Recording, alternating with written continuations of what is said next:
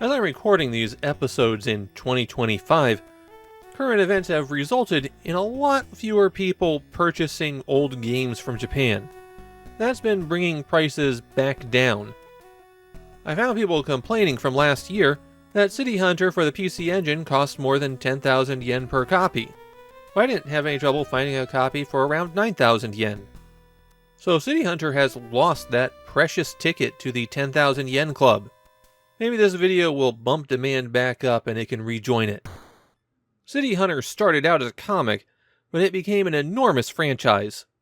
I mean, there's a City Hunter movie starring Jackie Chan. It's hard to get much bigger than that. And the most recent City Hunter movie at the time of this recording was released in 2024.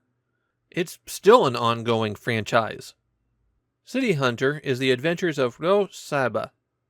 He's a fixer in the underworld of Tokyo, taking on jobs that put him in conflict with the criminal element. Now, despite City Hunter being very successful, this PC Engine game is the only City Hunter game. They looked at Sunsoft's City Hunter game and decided there was no point to doing another one. The plot of the game City Hunter is, well, there isn't really a plot. The game has 4 scenarios, and you can play the first 3 in any order.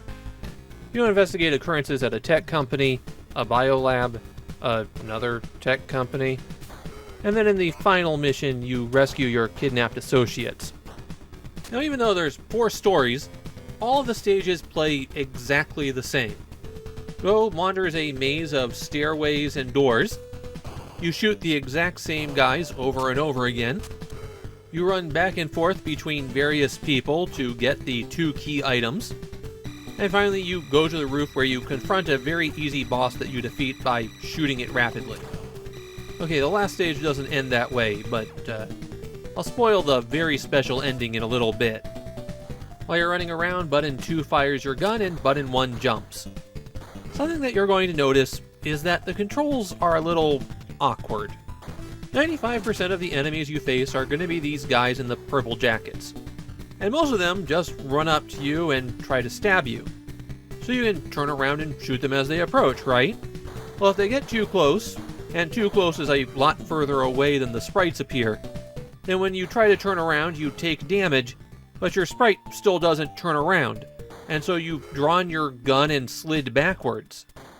I spent a significant amount of time while I was playing trying to figure out if there was a delay in the controls, or just some other problem that kept causing this. You can enter doors by pressing up, and you can't enter every single door. But some doors that you can't initially enter, you can go into later after you've collected a key or key card. There's no indicator of which doors are which, so really your only option is to try every single door. Or if you're like me, you realize immediately how little fun that is, and play a video walkthrough on a second screen guiding you through the game. With that, I could walk straight to the people to talk to, and then go to each destination in turn. Most of the people will just advance the storyline a little bit, basically acting as a chain of conversations to take you to the end of the stage. However, there are a few special doors. If you find this woman, she'll restore all of your health. And if you encounter this guy, then he'll give you a special weapon. The weapons are permanent upgrades, which means you carry them between stories. The final special room that you can find, and there's one of these on every stage, is a naked woman who's just hanging out. I don't know why this woman has taken off all of her clothes in the middle of this killer robot factory, but she's there, and finding these women will restore all of Ro's health. Something that you'll notice is that when you exit the doors of rooms, is that all of the enemies appear at their spawning locations, and that can be right on top of you. There's a lot of places where you're just forced to take a hit. You switch which weapon you're using by pressing select. Your default is the handgun, and honestly, that's more than enough to beat the game with. The handgun can even shoot enemy attacks out of the air. It's fast, it's convenient, it does everything you need.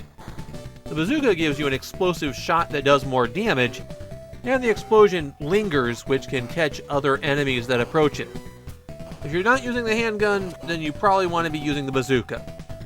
Then there's the missile launcher, which is like a bazooka, except it fires its shots in an arc. So it has a slow shot that can often pass over enemies' heads and then makes an explosion on the ground. The missile launcher is pretty much useless. The bosses in City Hunter are all trivially easy. You can damage rush them if you really need to. Even if you start at half health, you'll beat them like that. And then there's the final boss. I reached the last boss about 45 minutes after I started the game. And keep in mind, I was constantly pausing to watch a video to tell me where to go next. City Hunter is a game that's depending on the obscurity of its level design to drag out its playtime.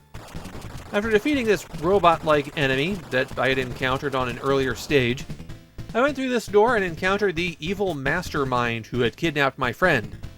Time for the dramatic showdown. And then he's shot in the back by the buddy who gives you weapons. That's it, game over, credits roll. There's no final boss, the ending's an anticlimax. Bro didn't even have to be there. It feels really weird.